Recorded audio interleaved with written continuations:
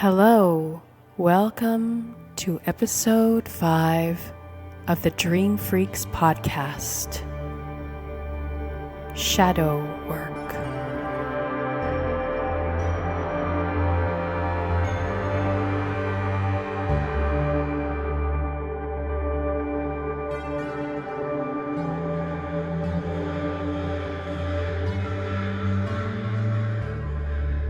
Inner demons, skeletons in the closet, the dark sides of our personalities, these are all words for the shadow. The wounded aspect of ourselves that are instinctive, irrational, and prone to psychological projection, in which a perceived personal inferiority is recognized as a perceived moral deficiency in someone else. At times, we experience subtle versions of our shadow. Other times, we are consumed and somehow possessed by it. But for the most part, we are completely unconscious of our shadow. We turn a blind eye, ignore or bury it deeply within us.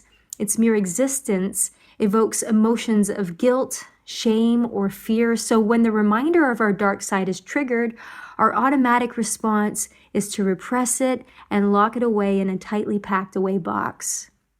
However, navigating, experiencing, and owning our shadow is a vital part of our expansion of consciousness. In other words, the shadow isn't just the wounded part of us, but it is also the path towards a more authentic and fulfilling life. Welcome to Shadowland, where we will explore the darker aspects of not only ourselves, but also the collective unconscious in order to heal, evolve, and transcend. Hello, I'm Alejandro Salinas. I am a massage therapist, a yoga teacher, and a dream guide right here in Chicago. Hello, I'm Tree Carr, and I'm a dreaming guide, a death doula, an author, and a tarot reader in London. Hello, I'm Jennifer Clarascura, and I am a dream guide in New York. Yeah. All right, so this poem is called The Night by Rilke. You, darkness, of whom I am born, I love you more than that flame that limits the world to the circle it illuminates and excludes all the rest. But the dark embraces everything, shapes and shadows, creatures and me, people, nations, just as they are. It lets me imagine a great presence stirring beside me. I believe in the night. Hey guys, welcome to Shadow Season. Welcome, the best season. And thank you, everyone who answered our questions, Instagram stories about shadow work. Yeah, we had some great questions and some comments, I guess you could call them. And the first one was from Tinez Dream. She says, how can I work on shadow work in my dreams if I am hardly lucid? Well, we don't need to necessarily gain lucidity in a dream in order to be able to work with a dream. In other words, you can just have a normal dream where you aren't completely conscious, aware, and present, and still get a lot from that dream that can help you in your waking life. So with shadow work, a good example is you have a really uncomfortable anxiety dream or nightmare about work, and you're feeling in the dream that you're less than adequate and your confidence levels are really low, and you feel kind of like how you did when you were in junior high school and you've had, you're bullied, or you had your teacher talking down to you and patronizing you. It's not necessarily a lucid dream, but it's a dream that evoked a lot of emotions that were uncomfortable and negative in a sense. And so you woke up with this sense of, oh, that was an icky dream. Well, that dream holds a lot of clues and a lot of amazing material in which for you to look at your shadow and look at the more repressed aspects of yourself in order to bring them to the light, to transcend and to improve yourself in your waking life. But there's also the dreams that where you're numb, like there's no emotion, and those can also point a finger toward where where you might be numb, where you may have shut down, and that's also shadow work. So uh, I guess the other side of the spectrum can also play a part. Yeah. I mean, and dreams themselves are shadow, like the dreams happen in the night, they're in the Mm. darkness. They're not always like present there. You have to kind of go get them sometimes if you're not remembering them. And so I think the Mhm. mere act of listening to your dreams is a form of shadow work Absolutely. inherently. Some of my more fond shadow work dreams have been completely non lucid, actually. Mm. And just setting that intention to meet or to be shown your shadow. And, if the motivation and the intention is strong enough to meet, to embrace that shadow with your compassion, with your loving kindness, I think that colors the dream in and of itself. I encountered like this younger tantrum throwing like little kid in my dream, and I just like went up to him and was like, "Hey, it's okay to be mad," and calmed him down and gave him a hug, and that was very much me, like meeting my inner child there. Mm. But it was totally non-lucid, and it still felt. I mean, it doesn't matter if you are lucid or not. Those emotions and that integration that happens through the shadow work, through watching them and being there to witness and listen, is strong enough. Mhm. Absolutely, because as you were saying, Alejandro, is the dreams are the almost like poems of our subconscious realms, and the subconscious realms are the realms of our shadows, the unconscious realms. And even though, like you said, you're not completely lucid and conscious within the dream, you can still get so much from even those normal dreams that you experience. Well, I just wanted to add that also in a dream, it doesn't have to be lucid as well, but you can look at recurring themes. Those can also point toward certain shadows that are coming and showing themselves to you over and over again, so you can take a look and work through them. Yeah, we had another Instagram question about the recurring themes, Okay. and that is absolutely like something you're not listening to. That dreams are like friends, and if you're not listening, your friends will get like more angry and Yes, upset. absolutely. Yeah, Like, listen to me. And that's like that can especially turn into a nightmare. totally. Yeah, the realms of the Mm. recurring nightmare are the red flags from our unconscious realms going, hey, pay attention to me. We need to look at this and we need to integrate this and transcend this theme and this issue.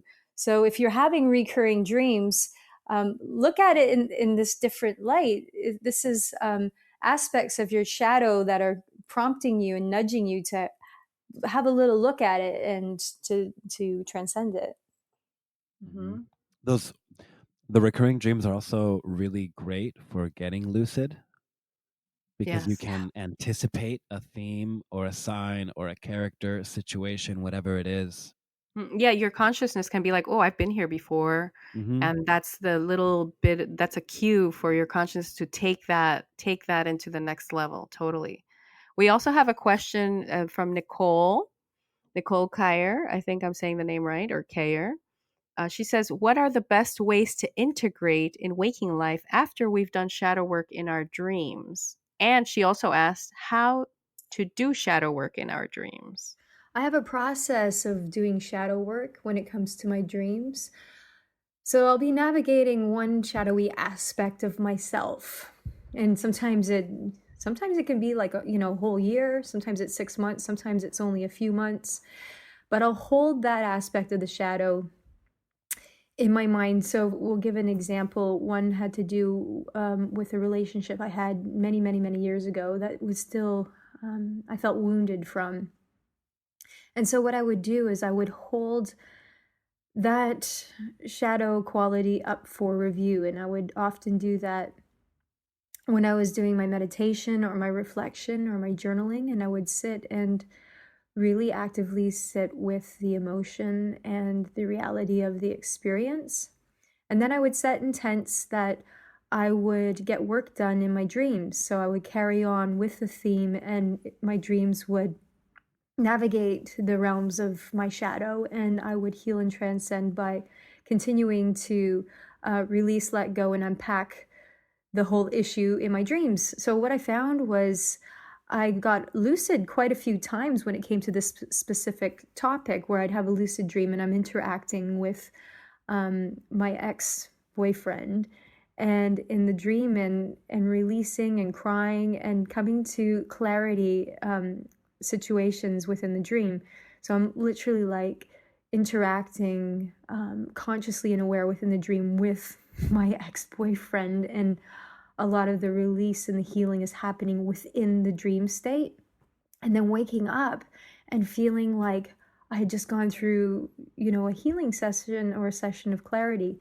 And during this time, I was getting loads of information and prompts and hits about self-care and self-love, release and letting go of the wound, letting go of the pain, letting go of that relationship, even though it had been many, many, many years. We still carry things like this within us. So that's an example of how I've used shadow work within the dream state. It's a combination of setting intents during the day, actively looking at and sitting with your shadow aspects and feeling the emotion, feeling all the feels in a meditation session, journaling and reflecting, and then setting intents that you will navigate this material in the dreams. It's great when you can go lucid, because when you're lucid, then you're actually consciously dealing with the material, like firsthand, viv dream characters or dream totems. So I encourage you guys, if you are actively doing your conscious dreaming practice, incorporate some of this shadow work process into it. It can be completely phenomenal and transcending. My process of shadow work is very much weaving in and out of waking reality and dreams.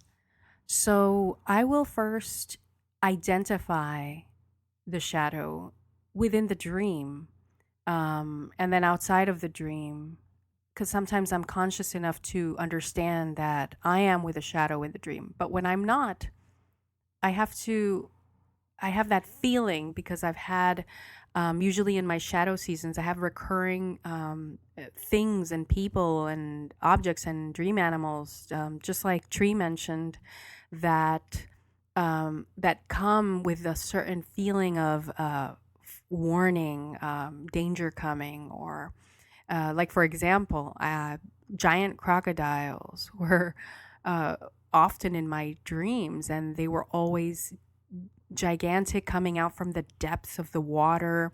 It always had that feeling of beware. And I would wake up very disturbed, because it wasn't like much was happening, but everything was rather daunting. And I knew something was coming. And then something does come. So I feel like dreams warn us, just as waking reality does. When something uncomfortable is about to enter my life or come out from the depths for me to look at and heal.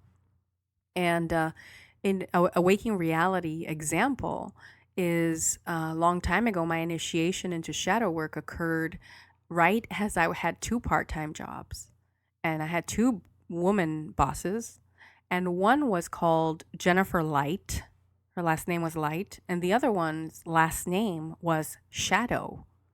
I was working for Light and Shadow, and I should have seen those signs, but back then I wasn't doing shadow work. I'm not at that level. I was just, playing with it, like personality aspects. It wasn't anything like super deep, or that I was going to, that was going to shake my world, so to speak. And yeah, that was my initiation. That's when I changed my name to Claroscura, which means light and shadow in Spanish. And it doesn't just mean that. It's a type of art of high contrast, black and white, which was also, as a photographer, the kind of art I made. And it was the artist that I retrieved after that era, I guess you could say. But every so often, I have a trail of dreams to follow. Just like Tree mentioned, with her ex-boyfriend, I also have a trail of dreams that I follow, and I have to be very conscious during that time in my waking reality, because that's where it's gonna blow up in my face, I guess, or sneak up on me. Either way, you need to be prepared. Although you can never be too prepared with shadow work because it does surprise, but at least you'll have your tools and you'll be able to navigate. You'll be communicating with your conscious friends, partner, or community about something you might be going through, about to go through. And it's always good to have someone that knows your core, that knows your goodness, your authenticity. If not goodness, your authenticity, who you really are, has a sense of you, because that person can ground you back to yourself. Because unfortunately, sometimes the shadow wins a little bit and takes over. And at that point, you're acting from the shadow, even though it's not a lost cause. It can delay, because the shadow can trick you into thinking it's enlightened, even. Shadow, ego, call it what you want. It can convince you of things that delay, and then you fall on your butt even harder because you did not take control of your wheel, your authentic side, your center, your heart did not take control of the wheel. So now you're in the back seat. And what's driving? So that's why shadow work is important, because I've seen so many people, like, they're going strong, they're going up, and then suddenly they sabotage that authenticity, and boom, something else steps into the wheel, takes over, and that's a big delay. But you know what? Let's not think of it as delay, because it's just part of the work. It's just the process you have to go through. And maybe sometimes you're going to have to go through it many times before you make that shift, that real, from the foundation shift. So once I identify the shadow, I have to work with it. It's not my enemy, because that'll get you nowhere. Going back to identifying the shadow, and then what? So I work with the shadow. I start putting my ego aside and giving the shadow a voice. And there are many ways in which I do this. And one of the ways, which was taught to me by my dream mentor, David Jenkins, back when I lived in California, he taught me how to tell the dream from the perspective of the different dream characters, objects, scene, whatever it is that you felt. Even something that wasn't that important in the dream can have a voice, and will have a voice about what it's observing, because everything is you in the dream, or at least that's how I work with the dream. Maybe not too literally, but in a nutshell, things come out from the unconscious when you don't think too much, and you just vibing and on this energy, this channeling energy, and you'll get surprised by what comes out of your mouth in regards to certain objects or forces of nature, dream animals, dream characters. That crocodile that I was talking about, there are things that will come out and will surprise you when you ask. And you can also ask it questions in a meditation. Sit down and be like, hey, what are you about? Who are you? And you can do this in the dream as well if you're lucid enough. So, that's what I do after I identify the shadow. And then the integration. That's when I have already communicated, processed, thought about it. This could take weeks. This could be multiple integrations, like doing it over and over again until it clicks. And what I do is I do several things, but one of them is I may transform that object in my mind to look like me. Therefore, it becomes me. And then I speak to that part of me, that it belongs within me, and that it is a part of me, and that I will make room for it, because it needs something. It wants balance. It wants something from you. And it is requiring you to change a little bit so that it can be included inside of you. So once that happens, I make a commitment. And I make a compromise to make room and space for this shadow aspect, to resolve something there, to work with the light together and owning it. And then I breathe it in, merge, become one, and then I come out of that experience. And I do this mostly in a meditation visualization. I come out of that experience and I feel like a part of me came back. And sometimes it's anger, a long lost anger or love or something strange, and I have to navigate that in the waking world, and that's not easy because now you have to uh, work again with yourself and get it into balance and keep integrating until it's not an appointed feeling, but rather a raw energy in your field. Because that's what dark and light and shadow are. They're just raw energy. We're the ones that assign things, good and bad, and all these things to it by actions and thoughts and symbology. So the integration process continues and continues and continues until you see your world changed around you. Yeah, that's beautiful. That's great. Extine Jellybean said she had a really violent dream. Am I secretly a serial killer deep down inside?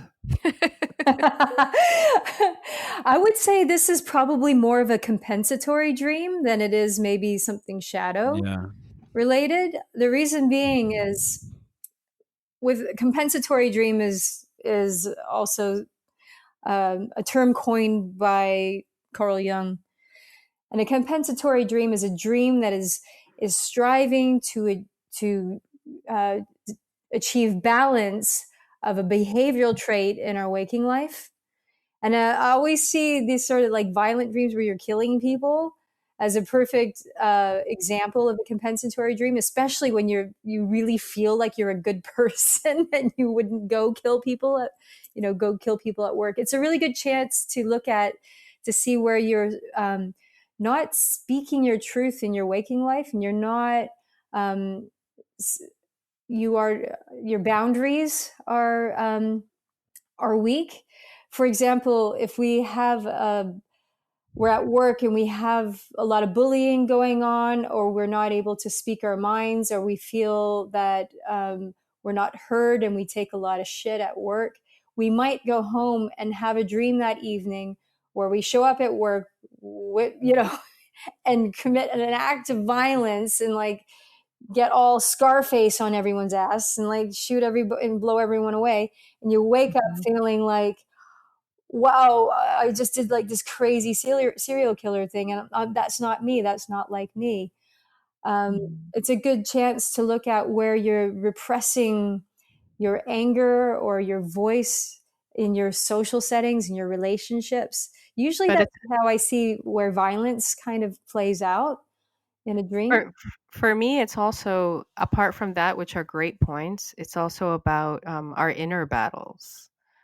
For example, we all have a dominant characteristic, a dominant part of our personality, and we also have our personality, the one that doesn't usually come out too much. And sometimes one part of our personality not can be disapprove, like not approve of the other side of our personality, maybe the vulnerable side, let's say, the one that shows emotion, maybe the heady part of the personality wants to cut that out, Mm. or kill that vulnerable side. But that Yeah. vulnerable side is not going anywhere. It's just not a predominant part, but it's there. And those can also play a part in how our dream brings us to balance with those like violence and mutilations and all these weird symbolic representations of what that would look like in a dream. Yeah. Those are really great. And I have a personal story of a dream that I had more recently, a nightmare. And I don't have nightmares too often. Sometimes I joke. I mean, not really even joke. Sometimes I say I'm kind of jealous of people who do have more frequent nightmares. 'Cause there's so much and they're so fun. And I was like, damn, I really want a nightmare. And, I and then I hate got it. nightmares. I And I love got them. it. I barely have them, so when I do, I'm like, what am I not looking at? Yeah, depends. This one was kind of fun because it ended well, but there was like a serial killer in this old abandoned house. covered in like white paint and like bloody sigils all over his body. And he was trying to murder me and my friends. And I ended up bashing his head in and Mm. killed him. And I woke up with that same kind of like anxiety during a nightmare, but I also felt very accomplished. And I took that as, like killing, like you were saying, a part of myself that was out to get me, like an old habit or something. And how beneficial that felt. And I told a few people, and they're like, "Oh my god, like, is that normal? Like, you should get a therapist." It's not that I have any actual desire or wish, but the metaphor, the symbology of Mm-hmm. murder. Even in our everyday language, we say, "Oh, you killed it! Like that was great. You're killing it." Yeah, and also like what we're taking in our everyday lives, like what kind of, you know, like maybe there is a lot of um, very hidden emotional, maybe trauma or feelings that we're holding. But if we're watching a lot of movies, you know, Mm-hmm. if I was watching a lot of Walking Dead, I had a lot more zombie Oh dreams. yeah, no, I'm very careful about what I watch because it will come not only at me in the dream but in the astral. But speaking of trauma, I just want to shed a light on shadow work in regards to a person who is going through um, a mental illness. Um, don't do shadow work on your own. Really try to either look for a community meditation center, somebody that can help you through, or a therapist that can help you through because your trauma will be coming out through your dreams, actually, PTSD. And you don't want to be doing that alone if you're not mentally prepared to feel all those feels. So Mhm. don't take it lightly. Shadow work is really a kick your ass kind of thing. It's going to kick your ass. So you need a supportive community, conscious friendships. Seek them out. Mm-hmm. Mentors, healers, therapists, whatever you need to surround yourself with in order to be able to create that safe space for you to explore your shadow, and with the right tools. So maybe before you begin any kind of work, read about it. Get a book, talk to somebody, reach out to a teacher, to a healer, to a therapist about it, and really try to get an idea of what it will require from you, because it does sort of take over. Mm-hmm. Because it's about growth, it's about spiritual growth, mental growth, psychological, all kinds of growth. Your life just begins to change and move forward at high speed, and you might not be ready for some of those bumps. So just a word of caution about how to prepare for shadow work, and maybe doing grounding meditations first. Mhm. Mm-hmm. Have a practice, heart-centered practice, Mhm. self-love practice, Mm-hmm. and then you can start gearing up for the other stuff. And knowing Yeah, when to take breaks. absolutely.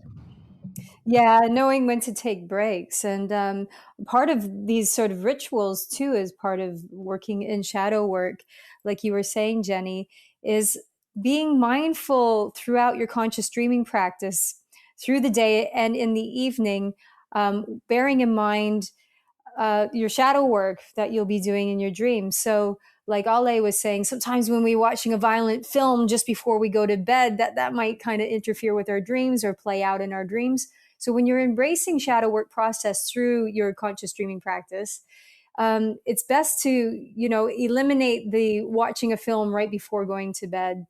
you know um, have that 1 hour before bed where you've turned off your phone or you finished watching your Netflix, and that hour before bed is grounding yourself, meditating, or just winding down in your own mindful reflective way, setting your intents and your goals for your dreams and for your shadow work, and doing things that are like what Jennifer was saying, self-love, self-care.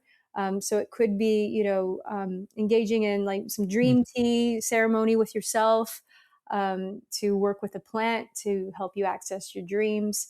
It could be listening to some soothing music or some binaural beats. So, taking that hour before going to sleep and getting into your dream realms to prepare, basically. It's very helpful when you're doing shadow work. Just be gentle with yourself. Nothing else to do but to be gentle with yourself. Because it Uh, might get really mental yeah. in your dreams. Mm. I want to give a shout out to Charlie Morley. He's got a book called Dreaming Through Darkness, and it's a whole book about using shadow work and dream work together. And there's a ton of really great exercises he puts in there for people to start doing some of the shadow work that isn't as overbearing. It's very presentable, readable, manageable, and talks a lot about what you're already talking about, Jenny, of being heart centered, taking breaks when you need to, giving yourself that space and time to approach it in a safe manner. Mm-hmm. Mhm. Okay, so I wanted to touch upon another topic, which for me is very related to shadow work. I don't know if for you guys, but for me, shadow work goes hand in hand with soul retrieval, and it's probably the same thing in a different perspective. But soul retrieval was probably how I began shadow work, and that is when you retrieve aspects of yourself that have splintered off because of a traumatic moment or because you compromised something at some point in your life and the inner battle occurred and one part just said later either they went into the subconscious deeply, which is another interpretation of splintered off. Some people look at it like this a soul piece came off. Some people look at it like that part just went into the depths of your subconscious mind and decided to be like, I quit, and another part takes over. So part of the shadow work that I do involves soul retrieval, and that is, yeah, some people might call it inner child work as well, where you go to your past to retrieve and work through certain aspects of yourself during when you've had traumatic moments. But that once again done safely in a safe space with a mentor. If you're not able to do that yourself, but if you're like a shadow work, warrior that can that has been there, done that, a shadow work veteran, you know what to do. But if you're not, I definitely guidance. Yeah, and it's interesting you say that, Jenny, about soul retrieval. Um, I find that when I go astral, so I have an out of body experience and I'm conscious and aware and I'm in the astral realm, I find that I always access an aspect of myself from the past. So I end up interacting with the former me of like 10 years ago or 15 years ago, and it's an opportunity to integrate that hurt side of that version of me from the past. And I always find it interesting that it's the astral plane in which I access that part of me. And I'm often very surprised. So I'm not setting any intentions to go retrieve that aspect of my wounded self. It feels as though it comes to me. So I'm, flying around in the astral, and then I, you know, either look in a mirror and I see like myself from 15 years ago, or I had one astral experience where I was flying and then all of a sudden I was me from 15 years ago, like drunk, like trying to cross the street. And I was like really concerned with that version of me from 15 years ago. And Mm. I had compassion for her and I started helping her cross the street. So it was almost as though my future self stepped in to help my past self.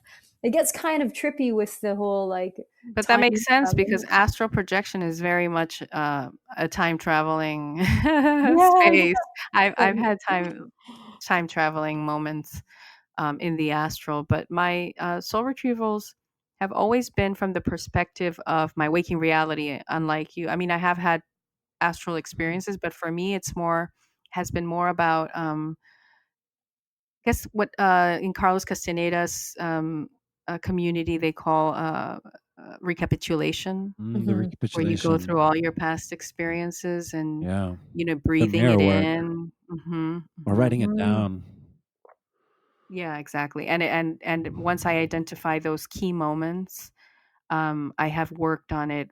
I have done the going to that moment, being right in front of myself at that time, visualizing, speaking with her, and then integrating her, breathing her into my heart, becoming one. And then I return from this journey and I make space. Like, what am I going to do so that this part of me doesn't go away again? Mm. That's the hard part for me, is how do I change my life? Because nobody likes to change that much. First of all, that part already left. So how do you keep her? Like, if it's the artist inside, how do you keep that artist that Yeah, you yeah, yeah. negated? You buy maybe a canvas, maybe you buy some paint, or maybe you make time once a week just to nurture that side so that that side doesn't be like later. Sorry. Bye. And all that you did mirror work, right? For to work with your shadow. Is that right? Yeah. And for listeners who want to get more information on that, they do. Charlie Morley mentions it in his book, but Charlie Morley basically sampled from Sergio Magana in The Toltec Secret. And there's a whole collection of mask work exercises. And it's pretty potent looking in the mirror. Mirror work in general, Uh, How does it so what do you do, Ale? Like what's the process of mirror work? so there's a couple that I've done. The simplest form is really just like eye gazing with yourself, Mm, Mm. literally just meeting yourself face to face and just being present visually. That can be daunting for people for sure.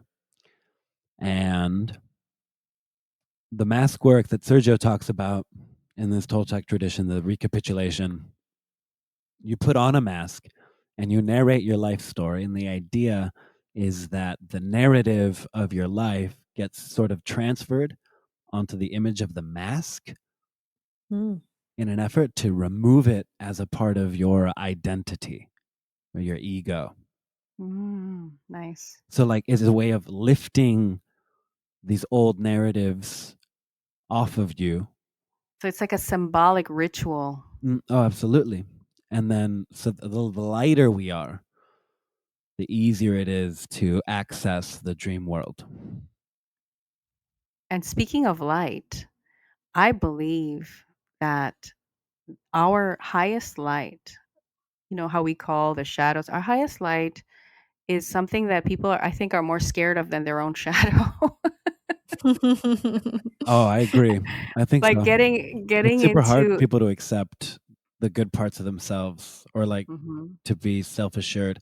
I think lately people are stepping up to that more and like owning their badassness mhm. more, Mm. but it can be difficult. You can be seen as like arrogant or full of yourself, too cocky, whatever it may be. The Speaking of stepping up into your light, also, you had a question that somebody asked Alejandro, which was, which jobs and careers deal with the shadows the most? And that made me think of money, our money shadow, uh, Mm. because it depends what level of success you're going to have your limiting beliefs show up really in big time. So that is where money can also show us a shadow. A lot of things can show us a shadow in life: our relationship, our career, Yeah. our spirituality, our friendship circles. Like, do you have? It's true. And sometimes we need to go through that. We need to go through the shit in order to learn. Our biggest teachers often are nightmares or the darkest, deep, depressive times that we experience. Hmm. Those are the biggest opportunities to transform and to learn.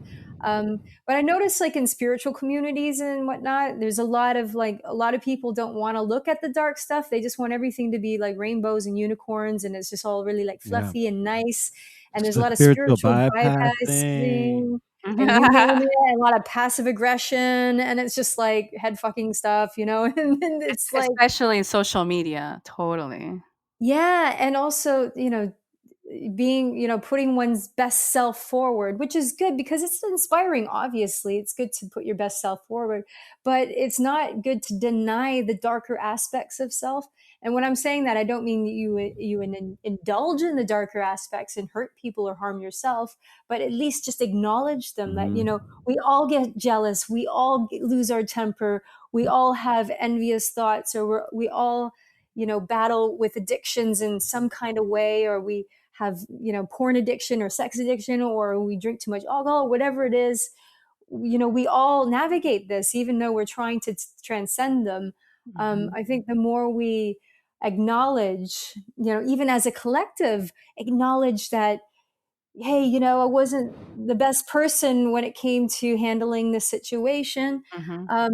We collectively grow as a species. Our consciousness grows together. That's why sometimes when I see like great leaders fall, or you see people exposed in the media for being a bit unsavory, or there's corruption, or there's sexual deviance, or hurting other people, I find it's a great opportunity as a collective to look at the example and look at that lesson as a collective shadow kind of example for us to learn from and grow from and move things forward and expand our consciousness in a more positive way. Definitely the collective Absolutely. mirror. This reminds me of that Rumi poem, The Guest House, and I have it right here. Ooh, read it. And he says, "This being human is a guest house. Every morning a new arrival, a joy, a depression, a meanness, some momentary awareness comes as an unexpected visitor. Welcome and entertain them all, even if they are a crowd of sorrows who violently sweep your house empty of its furniture. Still, treat each guest honorably. They may be clearing you out for some new delight, the dark thought, the shame, the malice. Meet them at the door laughing and invite them in. Be grateful for whatever comes because each has been sent as a guide from beyond." So how do we do shadow work collectively? This seems to be very complex.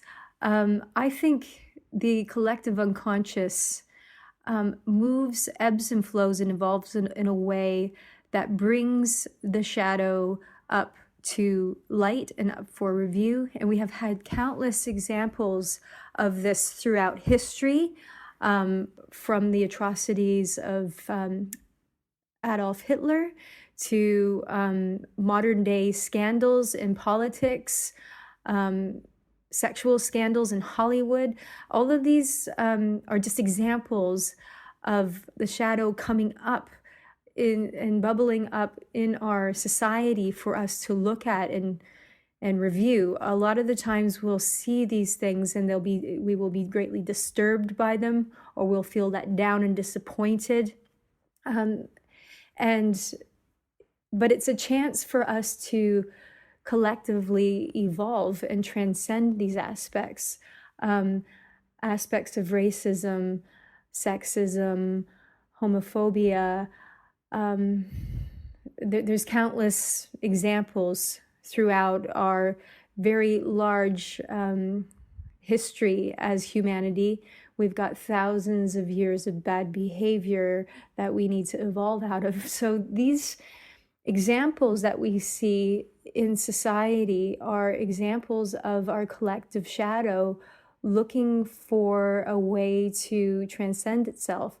So even though you turn on the news and you see sometimes some really horrible and terrible news, most news is terrible. That's what they report these days. But it's a chance to collectively evolve. So what you see, for example, I'll give an example of Trump being elected and all of the scandals that come along with him, and especially when he was first getting elected and becoming in power, with all of his views towards women, which were sexist and quite, women as just grab them by the pussy, sexual objects. What you saw happen there was a lot of women got together and as a collective protest against him. And there's almost been like a movement towards, that type of mentality not being, not being right. And we need to transcend this old sexist, patriarchal paradigm. Other examples are the Me Too movement. A lot of people came out, not just women, but men too, came out and said, this is not right. These people in positions of power can sexually exploit others and be predatory. These are examples of the momentum that these events cause. These events cause are catalysts in order for people to group together in community to push forward a new way of thinking in ways that are more positive, and effectively that is consciousness expansion and evolution. Yeah. And this would be a perfect moment to transition to a tarot reading by Tree.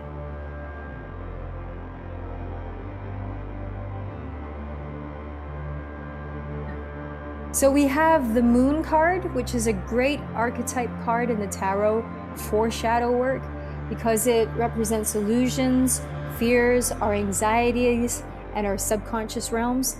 And so when you pull the Moon card, and how it relates to your life is that you're projecting a lot of fears into your present moment based on lots of past experiences that were hurtful or that they were wounds or traumas.